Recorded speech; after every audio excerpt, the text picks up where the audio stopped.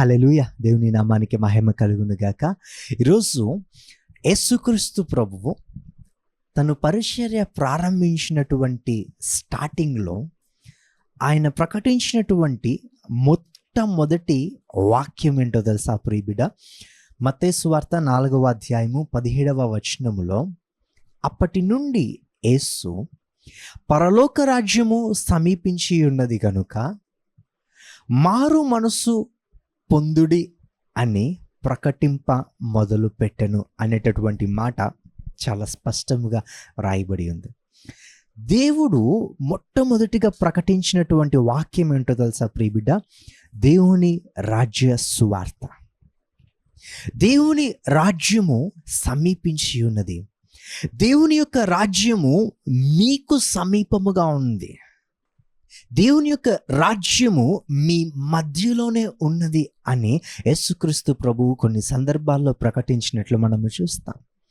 ఈ దేవుని రాజ్యము అంటే భోజనము పానము కాదు, కానీ దేవుని రాజ్యము అంటే నీతి, సమాధానము, పరిశుద్ధాత్మయందలి ఆనందమై ఉంది అని లేఖనమందు చాలా స్పష్టముగా రాయబడి ఉంది. ఆమేన్. అవునా కదా? ఈ రోజుల్లో మనమందరము కూడా దేవుని రాజ్యాన్ని అనుభవించుట దేవుని చిత్తమై ఉంది. దేవుని రాజ్యాన్ని మనము పొందుకొని ఈ లోకములో ఆ రాజ్య వారసులుగా మనము జీవించుట దేవుని ఉద్దేశమై ఉంది.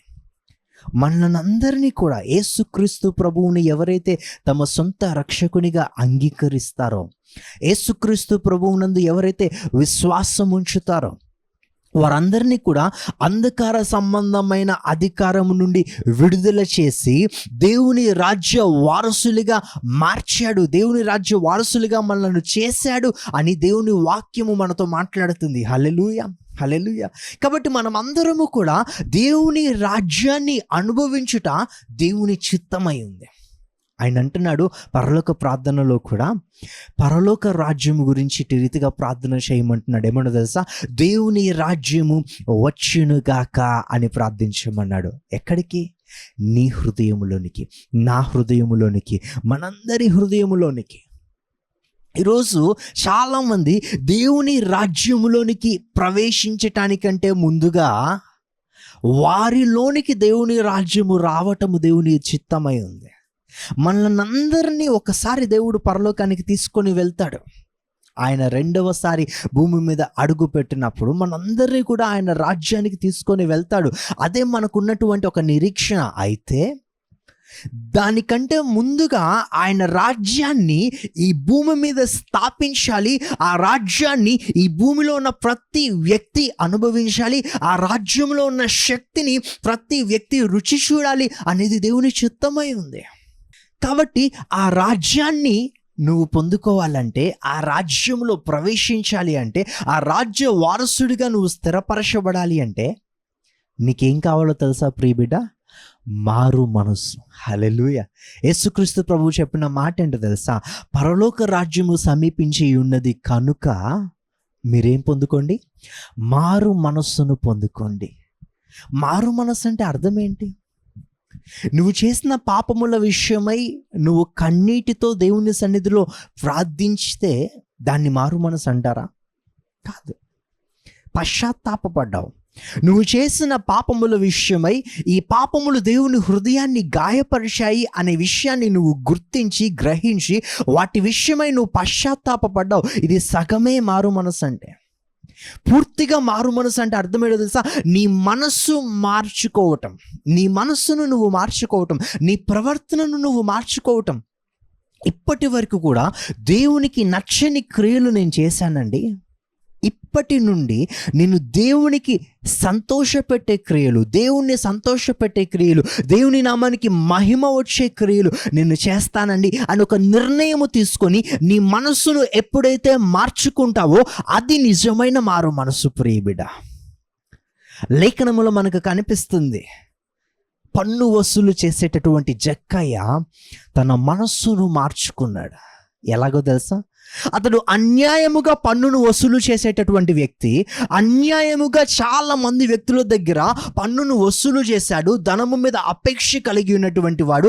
అతడు ఒకసారి యేసుక్రీస్తు ప్రభువు ఆ ప్రాంతంలో ఉన్నాడు అన్న వార్త వినినప్పుడు ఆయనను ఎలాగైనా చూడాలి అనేటటువంటి ఒక ఆశతో ఒక చెట్టు ఎక్కి ఆయనను చూడటానికి ఎదురు చూస్తున్న సమయంలో యేసుక్రీస్తు ప్రభు ఆ జక్కయ్య దగ్గరకు వచ్చి, జక్కయ్య త్వరగా దిగిరా, ఈరోజు నేను నీ ఇంట ఉండవలసి ఉన్నది అనేటటువంటి మాట మాట్లాడాడు. ఈరోజు నేను నీతో సహవాసము చేయాలి, ఈరోజు నేను నీతో పాటు గడపాలి అని నేను ఆశిస్తున్నాను. తండ్రి అయిన దేవుని చిత్తమై ఉంది నీతో సహవాసము చేయటం. నీవు దిగిరా, మనము గృహానికి వెళ్దాం అని జక్కయ్యను పిలిచినప్పుడు జక్కయ్య చాలా సంతోషముతో దిగి వచ్చి యేసుక్రీస్తు ప్రభువుని తన ఇంట చేర్చుకొనిన తర్వాత మరలా యేసయ్య తనతో కొంత సహవాసము చేసి మరలా యేసయ్య తిరిగి వెళ్ళేటప్పుడు జక్కయ్య తీసుకున్న నిర్ణయం ఏంటో తెలుసా బిడ్డ?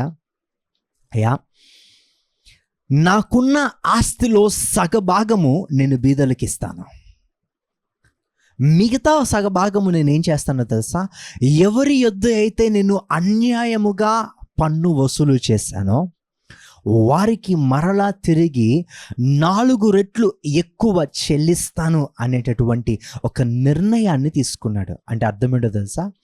తను ఇంతకు ముందు అన్యాయముగా పన్ను వసూలు చేసేటటువంటి వ్యక్తి, ఇది మొదలుకొని నేను ఆ పని చేయను, ఇది మొదలుకొని నేను అటువంటి జీవితాన్ని నేను మరలా జీవించను, నేను దేవుణ్ణి సంతోషపెట్టే రీతిగానే జీవిస్తాను అని ఒక నిర్ణయం తీసుకొని ఎవరి ఎడలైతే అన్యాయము జరిగించాడో వారందరికీ మరలా 4 రెట్లు తన ఆస్తులో ఉన్న ధనం మొత్తాన్ని చెల్లిస్తాను అని ఒక నిర్ణయం తీసుకున్నాడు. నిజమైన మారు మనసు నీవు తీసుకునే ఒక నిర్ణయముతో ప్రారంభమవుతుంది ప్రియ బిడ్డ. అదేంటండి? నాకు మారు మనసు ఉందండి, నేను మారు మనసు పొందుకున్నానండి, నేను ఇప్పుడు కాదండి, ఎప్పుడో మారు మనసు తీసుకొని బాప్తిస్మం పొందుకున్నానండి, నేను క్రైస్తవుడినే అండి, నాకు అన్నీ తెలుసండి వాక్యము అని అంటే కాదు. నువ్వు దైవజనుడు అయినా సరే, నువ్వు దేవుని వాక్యము ప్రకటించే వ్యక్తివైనా సరే, నువ్వు దేవుని ఆరాధించే వ్యక్తివైనా సరే, నీవు దేవుని నామముల దెయ్యములను వెళ్ళగొడుతున్నా సరే, నువ్వు దేవుని నామమున అద్భుత కార్యాలు చేస్తున్నా సరే, దేవుని యొక్క వాక్యం మనతో ఏమని మాట్లాడుతుందో తెలుసా? ప్రభువా ప్రభువా అని నన్ను పిలిచే ప్రతి వాడు దేవుని రాజ్యంలో ప్రవేశించలేడు, కానీ తండ్రి చిత్తము చేయువాడే దేవుని రాజ్యములో ప్రవేశిస్తాడు. నీవు నేను మారు మనసు పొందుకోవటం, మనము మారు మనసు పొందుకోవటము దేవుని చిత్తమై ఉంది. ఏ వ్యక్తి అయితే మారు మనసు పొందుకొని దానికి తగిన ఫలము ఫలిస్తాడో ఆ వ్యక్తి మాత్రమే దేవుని రాజ్యములోనికి ప్రవేశించగలడు, ఆ వ్యక్తి మాత్రమే దేవుని రాజ్య వారసుడిగా ఈ లోకంలో జీవించగలడు, దేవుని రాజ్యాన్ని అనుభవించగలడు ఈ లోకంలో జీవిస్తూనే. ఈ రోజుల్లో చాలామంది మారు మనసు పొందుకున్నాను అనేటటువంటి భ్రమలో బ్రతుకుతున్నారు, కానీ నిజముగా మారు మనసుకు తగిన ఫలము చాలా కొద్ది మందిలోనే కనిపిస్తుంది. ఒకసారి ఆలోచన చేయి ప్రియ బిడ్డ, మారు మనసు అంటే నీ మనస్సును మార్చుకోవటం. నీ క్రియలు, ఏ క్రియలైతే దేవుణ్ణి గాయపరిచినయో, ఏ క్రియలైతే దేవుణ్ణి సంతోష పెట్టవో, ఏ క్రియలైతే దేవుణ్ణి హృదయాన్ని నొచ్చుకునేలా చేస్తాయో ఆ క్రియలు మానుకోవటానికి నీవు సిద్ధపడ్డావా? ఆ క్రియలు చేయుట మానేసావా? ఇంకను అదే పాపపు క్రియలు చేస్తూ దేవుని హృదయాన్ని గాయపరుస్తున్నావా? కొంతమంది ఉంటారు, వారు కొన్ని వ్యసనాల్లో చిక్కుకుంటారు, వారు ఆ వ్యసనాల్లో నుండి బయటికి రాలేరు. కొన్ని ఉచ్చులో చిక్కుకుంటారు, బయటికి రావాలి అని హృదయంలో ఉంటుంది, కానీ బలహీనపరచబడి బయటికి రాలేని స్థితిలో ఉంటారు. అపవిత్రమైన వ్యక్తులుగానే ఈ లోకంలో జీవిస్తూ ఉంటారు. వారికి ఆ విషయం తెలుసు, కానీ వారికి దాని నుంచి బయటకు వచ్చే శక్తి లేదు. ఒకవేళ దేవుని ప్రియబిడ నీవు అట్టి రీతిగా ఉంటే నీకొక సొల్యూషన్ ఏంటో తెలుసా? దేవుని వాక్యముతో ఎక్కువగా నింపబడు. నీ మైండ్ మొత్తము కూడా దేవుని యొక్క వాక్యాన్ని ఫిల్ చేసుకో. Fill your mind with the word of God. ఎందుకో తెలుసా? కీర్తనకారుడు ఒక మాట మాట్లాడుతున్నాడు. యవ్వన కాలములో ఒక యవ్వనస్తుడు తమ త్రోవలను ఎలా పవిత్రముగా ఉంచుకుంటాడు? నీ వాక్యమును బట్టి దానిని జాగ్రత్తగా తమ హృదయముల నందు భద్రపరుచుకొనుట చేతనే కదా ఏ యవ్వనస్తుడైతే, ఏ వ్యక్తి అయితే దేవుని వాక్యమును ఆ వ్యక్తి హృదయములో భద్రపరుచుకుంటాడో, దేవుని వాక్యమును ఏ వ్యక్తి అయితే తన అంతరంగములో కలిగి ఉంటాడో, దేవుని వాక్యము చేత ఏ వ్యక్తి అయితే నింపబడతాడో అనుదినము, ఆ వ్యక్తి పాపాన్ని జయించే శక్తిని పొందుకుంటాడు. హల్లెలూయా. ఆ వ్యక్తి దేవుని రాజ్య వారసుడిగా ముద్రించబడటం మాత్రమే కాకుండా దేవుని రాజ్యాన్ని ఎల్లప్పుడూ అనుభవించే స్థితిలో ఉంటాడు. నువ్వు పాపాన్ని జయించాలి అంటే, వ్యసనములను జయించాలి అంటే నీకు సహాయము చేసేది దేవుని యొక్క వాక్యము. దేవుని వాక్యము నీ అంతరంగాన్ని పరిశుద్ధపరుస్తుంది ప్రియబిడ్డ. యేసు రక్తము నీ ప్రతి పాపమును కడిగి నిన్ను పవిత్రపరుస్తుంది. నువ్వు చేసిన పాపాన్ని యేసు రక్తం ఏం చేస్తుందో తెలుసా? నువ్వు ఏ పాపములైతే చేస్తావో వాటి వలన నీకు కలిగిన ప్రతి అపవిత్రతను కడిగి వేసే శక్తి కలిగినది యేసయ్య రక్తము. వాక్యము మనతో మాట్లాడుతుంది. యేసు రక్తము ప్రతి పాపము నుండి మనలను పవిత్రపరుచుచున్నది. మరి దేవుని వాక్యము మనలను ఎలా శుద్ధి చేస్తుందో తెలుసా? పాపము చెయ్యాలి అని మనకు వచ్చే ఆలోచన ఉంటుందో తెలుసు చూడండి, మన హృదయములో పాపము చెయ్యాలి అనేటటువంటి ఆ కోరికలు మొలుస్తాయి చూడండి మన హృదయంలో, వాటిని సైతము పెరికి వేస్తాయి. దేవుని వాక్యముతో ఒక వ్యక్తి నింపబడుతున్నప్పుడు, దేవుని వాక్యముతో ఎక్కువ సమయాన్ని గడుపుతున్నప్పుడు, దేవుని వాక్యాన్ని జాగ్రత్తగా అర్థము చేసుకొని దానిని ధ్యానిస్తున్నప్పుడు చాలా మంది కూడా దేవుని వాక్యాన్ని నిర్లక్ష్యము చేస్తారు. అట్టి రీతిగా నువ్వు దేవుని వాక్యాన్ని నిర్లక్ష్యము చేస్తున్నట్లయితే ఎలా పాపముని జయించగలవు? నువ్వు వ్యసనముల నుండి విడిపించబడాలనుకుంటున్నావా? వ్యసనముల నుండి బయటికి రావాలి అని ఆశపడుతున్నావా ప్రియబిడ్డ? పాపపు క్రియలను మానుకోవాలి అన్న ఆశ నీకుంటే spend time with word of God. దేవుని వాక్యముతో సమయమును గడుపు. దేవుని వాక్యాన్ని ధ్యానించుటకు సమయాన్ని కేటాయించు. ఎక్కువ సమయము ఫేస్బుక్లోనో, ఇన్స్టాగ్రామ్లోనో, సోషల్ మీడియా అప్లికేషన్స్లోనో నువ్వు సమయాన్ని గడుపుతూ మొబైల్ పట్టుకొని నీ టైం అంతా నువ్వు వేస్ట్ చేసుకుంటా ఉంటే, మొబైల్తోనే నీ టైం అంతా నువ్వు గడుపుతూ ఉంటే నువ్వు ఎలా జయిస్తావు పాపాన్ని? నో. నీకున్న సమయాన్ని సద్వినియోగపరుచుకో ప్రియబిడ్డ. నీకున్న సమయాన్ని యూటిలైజ్ చేసుకో. Time is most valuable thing. సమయము చాలా ప్రాముఖ్యమైనది. ఈ సమయాన్ని నువ్వు సద్వినియోగపరుచుకొని నిజమైన క్రీస్తు సైనికుడిగా జీవించు ఈ లోకములో. నీ సమయాన్ని నువ్వు దేవుని వాక్యాన్ని ధ్యానించడానికి, ఈ వాక్యముతో నీ మైండ్ని ఫిల్ చేసుకోవడానికి నువ్వు ప్రయత్నము చేస్తే ఆటోమేటిక్గా నీవు ఏ పాపములో చిక్కుకున్నావో, ఏ వ్యసనములలో చిక్కుకున్నావో ఆ వ్యసనములలో నుండి నువ్వు ఈజీగా బయటికి రాగలవు. ఎందుకంటే దేవుని వాక్యము రెండంచుల పదును కలిగిన ఖడ్గము కంటే కూడా షార్ప్ అంట. చాలా పదును కలిగినది దేవుని వాక్యం. ఈ వాక్యము పెరికి వేస్తుంది, పాపపు ఆలోచనలన్నిటినీ పెరికి వేస్తుంది, అంతరంగాన్ని క్లీన్ చేస్తుంది. సో జాగ్రత్తగా ఆలోచన చేయి ప్రియబిడ్డ. ఈ హృదయము, మనస్సు మారటం అనేది చాలా ప్రాముఖ్యమైన విషయం. ఇంకొంతమంది ఉంటారు, వారు తెలిసే పాపము చేస్తారు. ఎందుకంటే వారు ఆ పాపములో జీవించటము వారికి సంతోషాన్ని ఇస్తుంది. ఒకవేళ నీవు ఆ స్థితిలో ఉంటే నువ్వు నిజంగా మారు మనసు పొందుకున్నట్లు కాదు. పాపము నిన్ను సంతోషపెట్టే స్థితిలో ఉందంటే నీకు నిజమైన మారు మనసు లేదు ప్రియబిడ్డ. నువ్వు నిజంగా మారు మనసు పొందుకున్నావు అనటానికి సూచన ఏంటో తెలుసా? పాపము చేసిన తర్వాత వచ్చే ఆవేదనకి నువ్వు కృంగిపోతావు. కొంతమంది చేయకూడదు అనుకుంటారు కానీ చేస్తారు.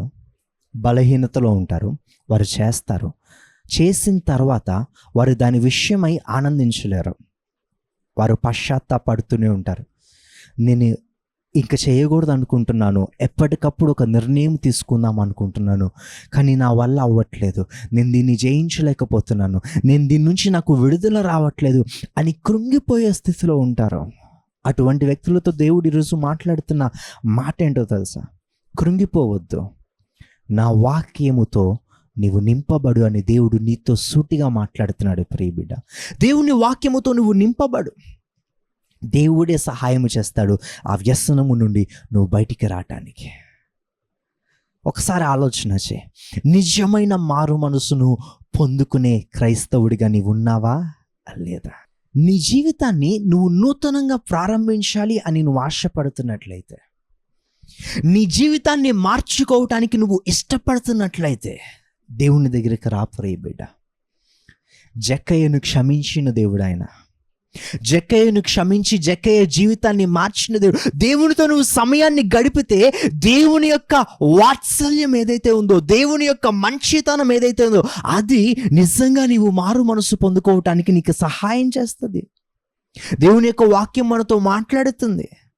దేవునితో మనము సహవాసము చేస్తున్నప్పుడు, ఆయన వాక్యముతో మనము సహవాసము చేస్తున్నప్పుడు, ఆయన వాక్యాన్ని మనము ధ్యానిస్తున్నప్పుడు, ఆయన వాక్యములో ఉన్నటువంటి మంచితనము నీ హృదయాన్ని మారుస్తుంది. దేవుని గురించి నువ్వు తెలుసుకుంటున్నప్పుడు పాపం అంటే నీకు అసహ్యత కలుగుతుంది. చాలామందికి పాపము ఎందుకు ఇష్టముగా ప్రీతికరముగా ఉంటుందో తెలుసా? వారికి పరిశుద్ధత ఎలా ఉంటుందో తెలియదు కాబట్టి, పరిశుద్ధతలో ఉన్నటువంటి శక్తి వారికి తెలియదు కాబట్టి, పరిశుద్ధతలో ఉన్నటువంటి ఆ ఆనందం వారికి తెలియదు కాబట్టి, వారి ఆనందాన్ని పాపములో ఎత్తుక్కుంటూ ఉంటారు, లోకములో ఎత్తుక్కుంటూ ఉంటారు. లోకములో నిజమైన సంతోషము లేదు ప్రియబిడ్డ, లోకములో నిజమైన ఆనందము లేదు. లోకములో ఉన్నదంతా శరీరాశ, నేత్రాశ, జీవపు డంబమై ఉంది. ఎస్, దేవుని వాక్యం మనతో మాట్లాడుతుంది. లోకములో ఉన్నదంతా శరీరాశ, నేత్రాశ, జీవపు డంబము. కానీ దేవునిలో ఏముందో తెలుసా? పరిపూర్ణమైనటువంటి ఆనందం ఉంది. దేవుని వాక్యములో జీవం ఉంది, దేవునిలో సమృద్ధి జీవం ఉంది, దేవునిలో సమాధానం ఉంది, దేవునిలో ఆనందం ఉంది. ఈరోజు దేవునిలోనికి వస్తే ఆయనలో మహిమ ఉందంట. చాలామంది పాపము చేస్తూ దేవుడు అనుగ్రహించే మహిమను పొందుకోలేని స్థితిలో ఉన్నారంట. ఒకసారి ఆలోచన చేయి ప్రియబిడ్డ. దేవుడు అనుగ్రహించే మహిమను నువ్వు పొందుకోలేని స్థితిలో ఉన్నావంటే దానికి కారణం ఏంటో తెలుసా? నీవు విడిచిపెట్టకుండా పట్టుకొని ఉన్నటువంటి పాపం. ఈరోజు దేవుడు నీతో మాట్లాడుతున్నాడు, మారు మనసు పొందుకో. అదేంటండి? ఎన్నిసార్లు పొందుకోవాలి మారు మనసు? అసలు మారు మనసు అంటే ఏమనుకుంటున్నావు నువ్వు? మారు మనసు అంటే నీ మనసును మార్చుకోవటము కదా, నీ ప్రవర్తన మార్చుకోవటం కదా. ఒకసారి నిన్ను నువ్వు పరిశీలన చేసుకుంటే నీ ప్రవర్తన మార్చబడి ఉందా? ఇప్పుడు ఒక చిన్న పిల్లవాడు ఉన్నాడు, ఆ వ్యక్తి అబద్ధం ఆడుతూ దొరికాడు. తల్లిదండ్రులు ఇద్దరు వాడిని కొడుతుంటే ఇంకొకసారి ఎప్పుడు అబద్ధం ఆడినమ్మా, ప్లీజ్ అమ్మా నన్ను కొట్టద్దు అని అంటాడు. మరలా నెక్స్ట్ డే అదే పని రిపీట్ చేస్తున్నాడు. మరలా కొట్టారు, అలా ఆడద్దని చెప్పారు, మరలా హెచ్చరించారు, మరలా జాగ్రత్తలు చెప్పారు, ఇంకెప్పుడు చేయను అంటాడు. మరలా వెళ్ళి అదే పని చేస్తున్నాడు. దాన్ని నిజంగా మారు మనసు అంటామా? నిజంగా ఆ వ్యక్తి తన అబద్ధాలు ఆడటం మానుకున్నాడు అంటామా? అనం కదా. ఒక భర్త ఉన్నాడు, ఎప్పుడు ప్రతిరోజు తాగొస్తున్నాడు. ఒకరోజు భార్య చాలా బాధపడి చాలా వేదనకు గురై ఏడుస్తూ కూర్చున్నప్పుడు భర్త భార్య దగ్గర కూర్చొని మోకరించి, ఇంకెప్పుడు నేను తాగను, దయచేసి నన్ను క్షమించు, నువ్వు బాధపడద్దు, నిన్ను ఇప్పటి వరకు నేను గాయపరిచాను, నాకు అర్థమైంది, నేను ఇంకెప్పుడు మరలా వెళ్ళి నా స్నేహితులతో కలిసి తాగను అని చెప్పి వారు ఇరువురు ఆ రోజు సమాధానపడి అగైన్ మరలా నెక్స్ట్ డే ఇతను బయటికి వెళ్ళి వచ్చి స్నేహితులతో తాగి మరలా ఇంటికి వస్తే అది నిజమైన మారు మనసు అంటారా? ఒకసారి ఆలోచన చేయి ప్రియబిడ్డ. నిజంగా సారీ చెప్పడం అంటారా? ముందు రోజు రాత్రి నువ్వు సారీ చెప్పావు కదా, ముందు రోజు రాత్రి నేను ఇంకెప్పుడు అది చేయనని చెప్పావు కదా, మరలా అదే పని నువ్వు చేస్తుంటే దాన్ని నిజమైన మారు మనసు అంటారా? అనము. మరి దాన్ని ఏమంటాం? సరే, నువ్వు ముందు రోజు బాధపడ్డావేమో, ముందు రోజు చేయకూడదు అనుకున్నావేమో, కానీ మరలా చేస్తున్నావు అంటే నువ్వు చిక్కుకున్నావు వ్యసనములో. ఇంకొంతమంది ముందు రోజు చెప్పాను, అది అప్పుడు వరకే, తర్వాత మరలా నా ప్రవర్తన నాదే అనే రీతిగా జీవించే వాళ్ళు కొంతమంది ఉంటారు. కొంతమంది దాని నుంచి బయటికి రాలేనటువంటి వారు ఉంటారు. నువ్వు ఏ స్థితిలో జీవిస్తున్నావు? ఒకసారి ఆలోచన చేయి ప్రియబిడ్డ. ఒకవేళ నువ్వు బయటికి రాలేనటువంటి స్థితిలో ఉండి చిక్కుకొని బలహీనమైతే నిన్ను బలపరచడానికి దేవుని వాక్యం ఉంది. దేవుని వాక్యంతో సమయాన్ని గడుపు. ఖచ్చితంగా దేవుని వాక్యము నీకు సహాయము చేస్తుంది. నువ్వు దాని నుంచి బయటికి రాగలవు దేవుని శక్తిని బట్టి.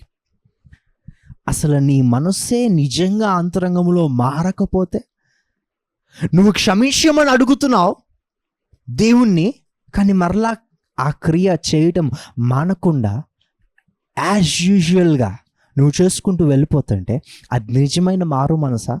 ఒకసారి ఆలోచించే. ఏది నిజమైన మారు మనసు?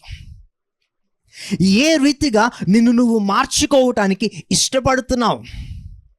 నీ ప్రవర్తన మారాలి, నీ హృదయము మారాలి.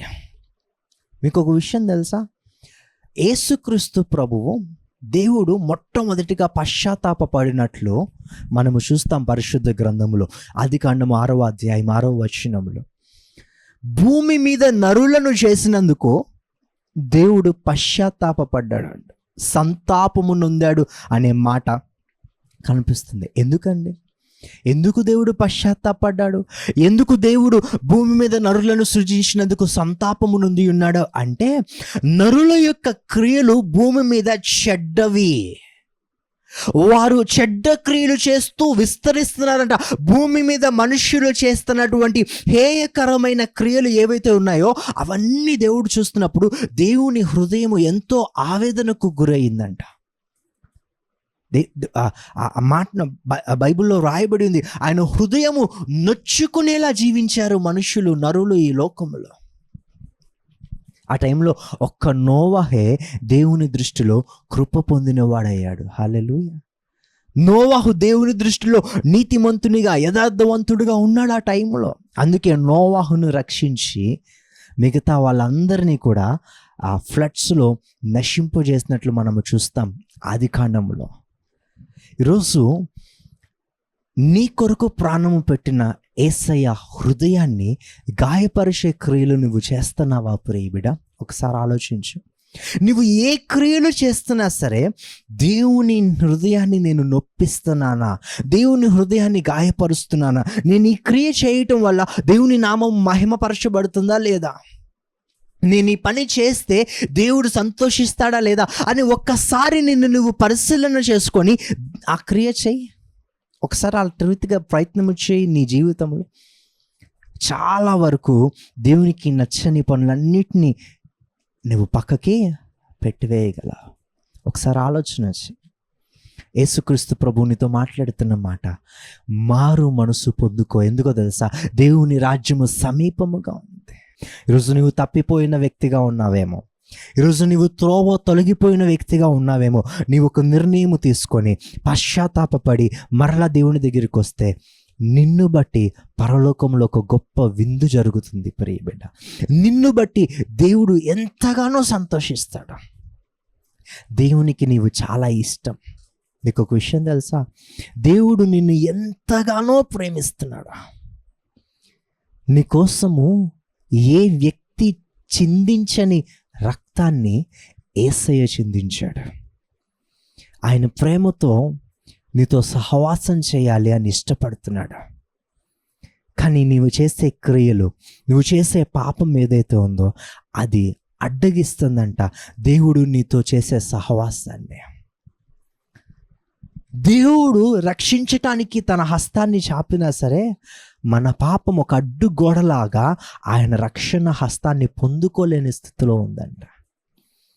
బట్ నీ పాపపు క్రియలు తొలగిపోవాలి అంటే సింపుల్.